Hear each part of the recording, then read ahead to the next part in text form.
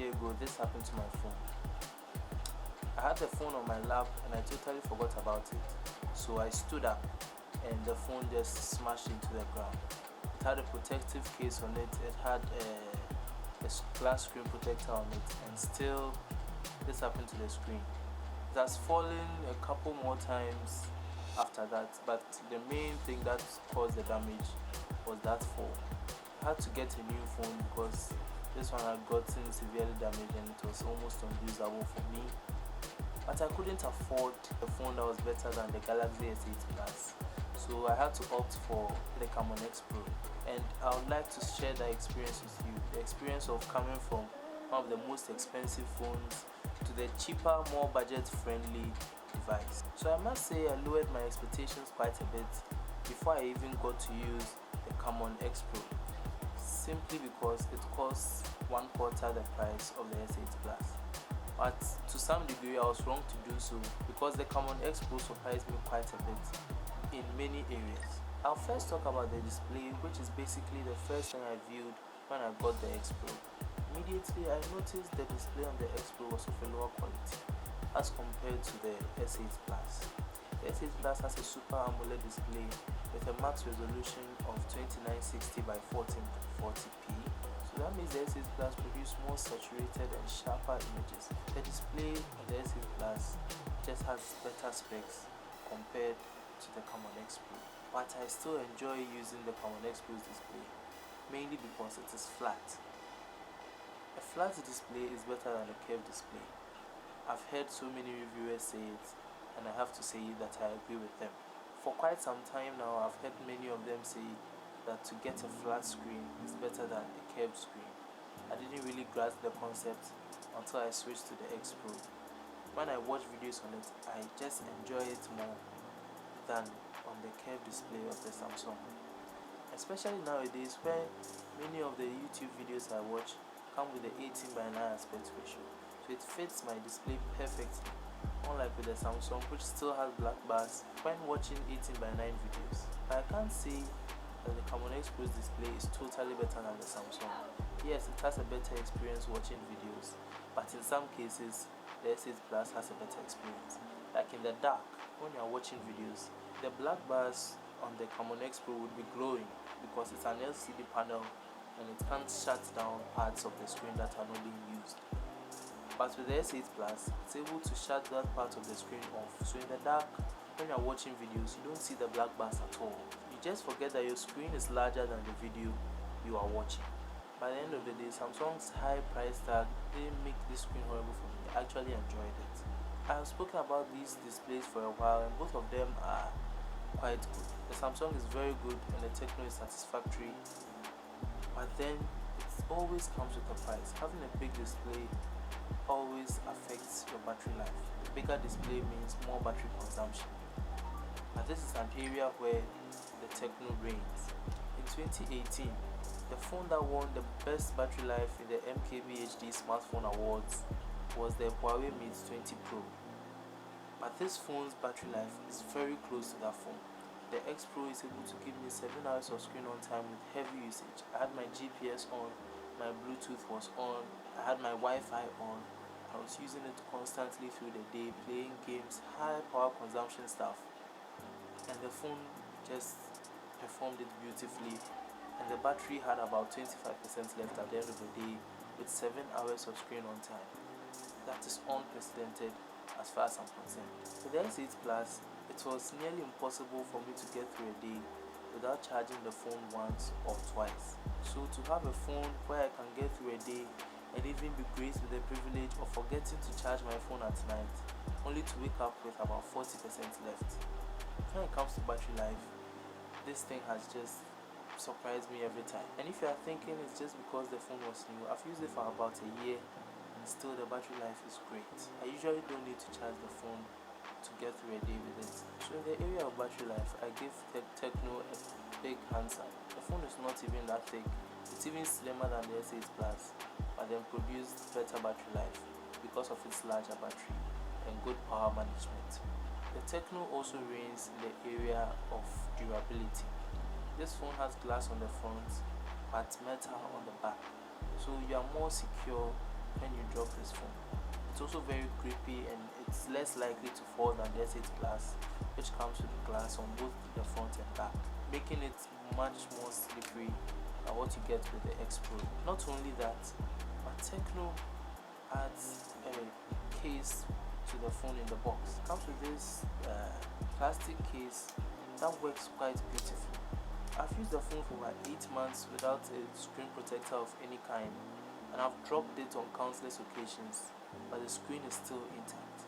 So I give a big thumbs up to Tecno for adding this case. It has really improved the durability. Even though the phone comes with metal, they've also added a plastic case that has protected this phone throughout its lifespan. Unlike the Samsung, which doesn't come with any case and also comes with glass. So in the area of durability, they are not even close. Tecno is far better. I've dropped it countless times in its case, it hasn't gotten damaged. Unlike the S8 Plus, which had a case on a glass screen protector on, it still got damaged, severely damaged, to the point where I needed a new phone. At this point in the video, you may be thinking that all I have for the Tecno is praise, but that couldn't be further from the truth. There are certain things Tecno did with the Camon X Pro that really grind my gears. One of them being the fingerprint scanner. This fingerprint scanner is so terrible. Most of the time I have to scan my finger about 5 times before it recognizes my fingerprint. And sometimes I even have to wipe the scanner and my finger even though they are both not wet. Tecno could have easily avoided this by including a better fingerprint scanner or simply using better software. I prefer using biometric methods to unlock my phone because they are usually faster, but with this phone I find myself using my password and PIN code far more often. There is another option for biometric unlock, but that is even worse than the fingerprint scanner, and that is the face unlock or face ID. With this phone it uses 2-dimensional face unlock, which is not secure at all. Anyone who has the general shape of your head or even family members can easily unlock your phone with the face unlock in this device. Tecno even warns you about it before you enable the face unlock. They tell you that people who look like you can easily unlock it. And I'm not talking about people that are identical twins. My younger sister, who many people wouldn't refer to as my identical twin, can easily unlock the phone. You can see she doesn't look that much like me, but this phone can't tell the difference between me and my sister. So I just stayed away from the face unlock totally. But the S8 Plus didn't give me such problems. The fingerprint scanner 90% of the time just got my finger right. It also has more variety when it comes to biometric methods for unlocking. It has an iris scanner, face unlock, and the fingerprint scanner. The iris scanner is even said to be much more secure than the fingerprint scanner, and I use that simultaneously with the fingerprint scanner on the S8 Plus, which generally gives me a better experience. Sometimes the phone is lying flat on the table, or for some reason I can't access the fingerprint scanner on the back, and it's just more convenient to be able to look at the phone and it unlocks. But with Tecno, I would not use their face unlock even if it was the only option. There are also some features that I missed from the S8 Plus, like wireless charging, the USB Type-C, fast charging, water and dust resistance, those little things that make flagships. So I miss these things from the phone, which makes the general experience better, but then they are not really essential when it comes to smartphone usage. I have not discarded my Samsung totally. Even though it is severely damaged, I still use it in addition to the Camon X Pro, mainly because of the camera. Samsung's S8 Plus has a better camera than the Camon X Pro. For this reason, I find myself still using the S8 Plus even though the screen is severely damaged. Even the glass covering the lens on the S8 camera is gone, but I still use it because it's that much better. I would recommend you watch a previous video I made where I compared the camera of the S8 Plus and the X Pro. I'll link it in the description so you can watch that one for a more detailed comparison of these cameras. But the camera is not the only reason why I still use the S8 Plus. The S8 Plus also comes with a better modem. It comes with 4G Plus, which is not even available on the Camon X Pro, but at the same time it has more range.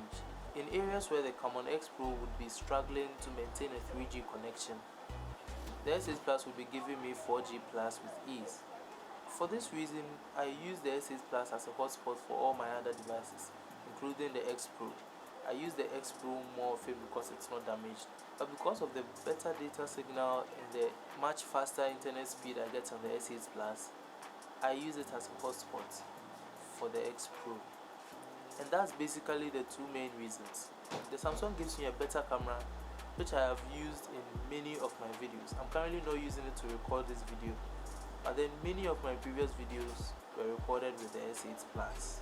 And the second reason is the network speed, which I've already elaborated. Before getting to use the X Pro, I had this notion that I've been too spoiled by my S8 Plus, so I wouldn't really enjoy using the Camon X Pro. But that wasn't the case at all. I enjoyed using it in most cases, and I would even recommend it to someone who can't afford a flagship or has lost their flagship and can't afford a better one. It's a good phone, and for someone who is coming from a flagship, I've been quite surprised. If you enjoyed this video, please hit the thumbs up button, subscribe if you want to see more videos like this, and you see me in the next one. Stay blessed. Bye.